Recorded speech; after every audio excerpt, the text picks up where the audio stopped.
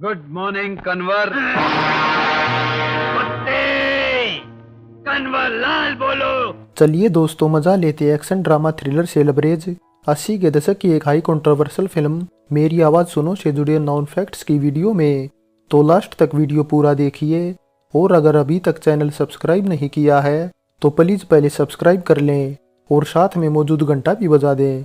18 दिसंबर 1981 को रिलीज मेरी आवाज सुनो में लीड रोल में जितेंद्र, हेमा मालिनी, परवीन बाबी, कादर खान, शक्ति कपूर, रणजीत, असरानी, ओम शिवपुरी, उर्मिला भट्ट, पिंचू कपूर, राज मेहरा, विजय अरोड़ा, राजन अस्कार, मनमोहन कृष्णा, तमन्ना, यूनुस परवेज और प्रवीण कुमार नजर आए थे।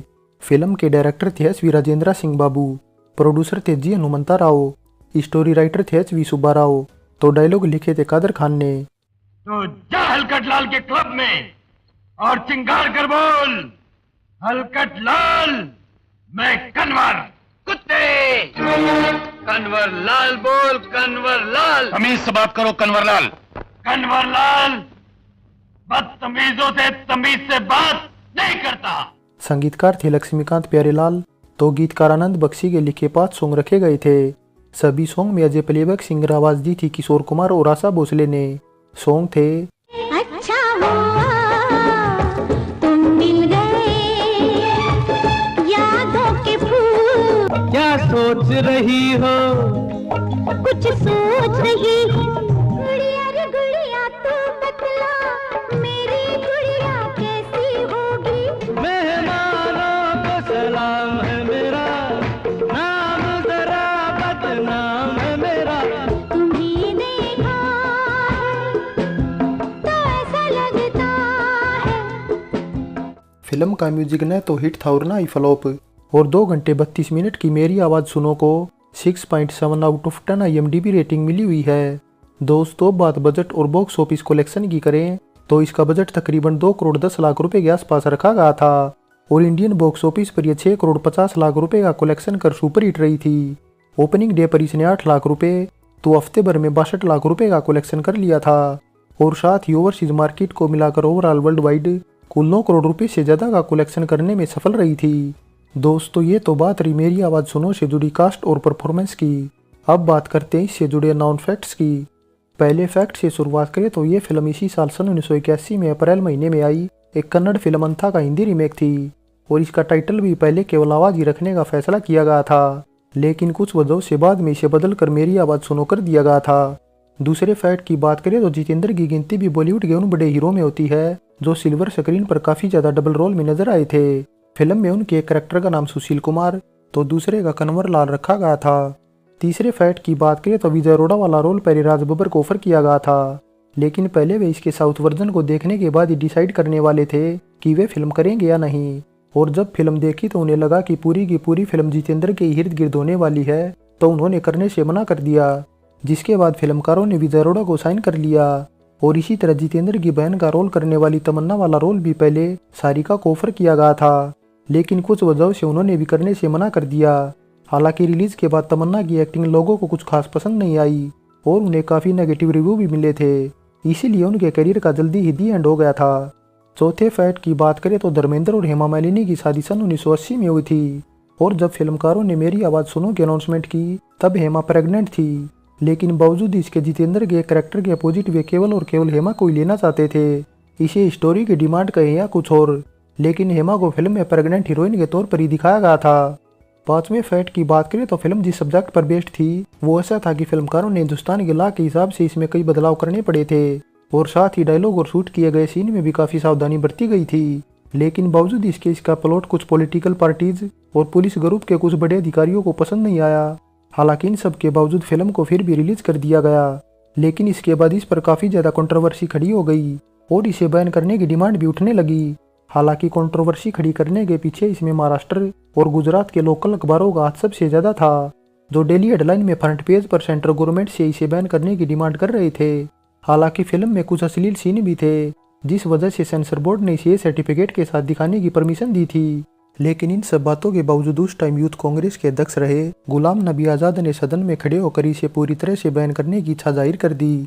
जिसके बाद सेंट्रल गवर्नमेंट ने इसे 2 दिन बाद न केवल बैन कर दिया बल्कि प्रोड्यूसर और डिस्ट्रीब्यूटर को भी कारण बताओ नोटिस जारी कर दिया।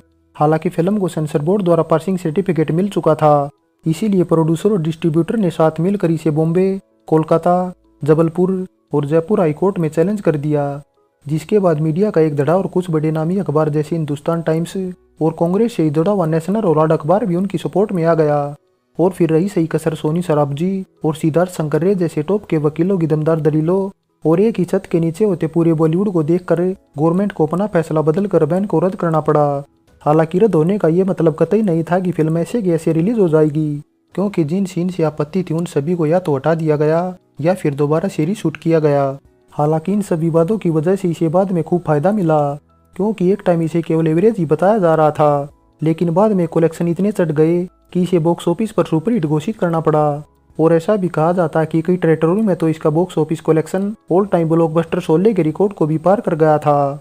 और कई दिनों तक सभी शो न केवल हाउसफुल चले बल्कि यहाँ तक कि इसके दिन में 4 की जगह 5 शो भी चलाए जाने लगे थे। छठे फैक्ट की बात करें तो एज डायरेक्टर राजेंद्र सिंह बाबू की ये डेब्यू हिंदी फिल्म थी।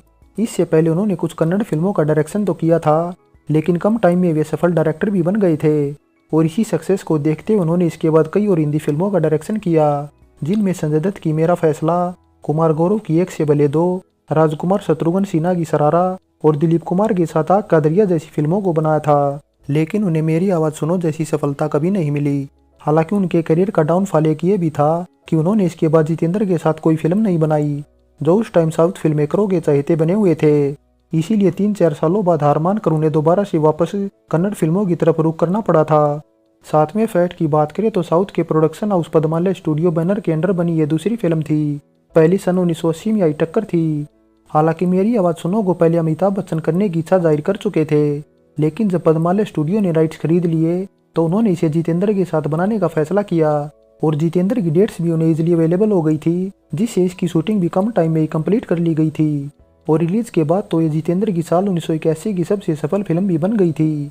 फिल्म में उनके भर कर एक्शन सीन रखे गए थे और कादर खान द्वारा लिखा गया उनका एक डायलॉग मेरा नाम कन्वर लाल उस टाइम काफी ज्यादा पॉपुलर हुआ था। कन्वर कुत्ते, कन्वर लाल बोलो, तमीज से बात करो कन्वर लाल। 8वें फैक्ट की बात करें तो फिल्मों से ब्रेक के बाद प्रवीण बाबी की ये पहली फिल्म थी और इस फिल्म की शूटिंग की रफ्तार इतनी फास्ट थी कि कम टाइम में इसे बनाकर इसके फिल्मकारों ने एक रिकॉर्ड भी बना दिया था, क्योंकि उन दिनों किसी फिल्म को कंप्लीट करने में 7 से 8 महीने कम से कम जरूर लगते थे। इसीलिए ऐसा कहा जा सकता है कि मेरी आवाज़ सुनो ने उस टाइम तेजी से बनने वाली फिल्मों का ट्रेंड शुरू किया था। 9वें फैक्ट की बात करें तो फिल्म में सभी की दमदार परफॉर्मेंस के साथ कादर खान के डायलॉग का योगदान भी कम नहीं था, क्योंकि उनके लिखे डायलॉग का ही जादू था जो ऑडियंस को लास्ट मोमेंट तक सीट से बांधे रखे हुए था। और इसी वजह से जितेंद्र के साथ कादर खान भी साउथ के फिल्मकारों के फेवरेट बन गए थे, क्योंकि अगर साउथ की किसी फिल्म में जितेंद्र को कास्ट किया जाता तो कादर खान को भी उसमें किसी न किसी तरह फिट कर लिया जाता था। 10वें फैक्ट की बात करें तो मेरी आवाज़ सुनो से इंस्पायर्ड सन 1996 में आई सुनील शेट्टी की दमदार एक्शन से भरी कृष्णा बनाई गई थी, जिसके नॉन फैक्ट्स का लिंक आपको ऊपर डिस्क्रिप्शन बॉक्स में मिल जाएगा। 11वें फैक्ट की बात करें तो कुछ लोगों ने इस फिल्म को मनोज कुमार टाइप की फिल्मों से काफ़ी कुछ इंस्पायर्ड बताया था, क्योंकि मनोज कुमार की फिल्मों की तरह ये भी देश के कुछ इंसिडेंट पर ही बेस्ड थी। दोस्तों ये तो बात रही मेरी आवाज़ सुनो से जुड़े नॉन फैक्ट्स की। अब बात शूटिंग लोकेशन की करें तो इसकी मोस्टली शूटिंग तमिलनाडु की इंडोर और आउटडोर लोकेशन पर की गई थी। शूटिंग लोकेशन के बाद अब बात साल 1981 की कुछ टॉप फिल्मों की करें तो उस साल ब्लॉकबस्टर फिल्म क्रांति टॉप पर थी। नंबर 2 पर थी नसीब, तो मेरी आवाज़ सुनो तीसरे नंबर पर थी। दोस्तों बात 29वें फिल्म फेयर में मेरी आवाज़ सुनो दोबारा जीते अवार्ड और नॉमिनेशन की करें तो एकमात्र अवार्ड बेस्ट डायलॉग राइटर की कैटेगरी में कादर खान ही जीत पाए थे। फाइनली दोस्तों फिल्म में सभी की परफॉर्मेंस के साथ डायलॉग भी काफ़ी अच्छे ज़बरदस्त थे और पॉलिटिकली फंसने के बावजूद फिल्म ने न केवल अच्छा कलेक्शन किया बल्कि क्रिटिक्स की तरफ से भी इसे पॉजिटिव रिव्यू मिले थे। और यही वो फिल्म थी जिसके जरिए जितेंद्र सोलो हीरो के तौर पर कई सालों बाद एक्शन फिल्मों में एंटर हुए थे। फिल्म काफ़ी हद तक सदाबहार भी लगती है, क्योंकि इसके कई सीन ऐसे थे जो शायद ही किसी फिल्म में पहले देखने को मिले थे। फिर चाहे वो हेमा का सीन हो या फिर जितेंद्र के टॉर्चर वाले सीन ही क्यों ना हो, हर सीन में क्वालिटी कूट कूट कर भरी गई थी। इसीलिए इस फिल्म को अपने समय से आगे की भी कहा जाता है। और दोस्तों अगर आपको हमारे द्वारा दी गई जानकारी पसंद आई है तो कमेंट कर अपनी राय जरूर रखें। और आगे भी इसी तरह अपने मनपसंद वीडियो देखना चाहते हैं तो पहले चैनल सब्सक्राइब कर लें और हमारे नोटिफिकेशन पाने के लिए बेल आइकन का बटन भी दबा दें।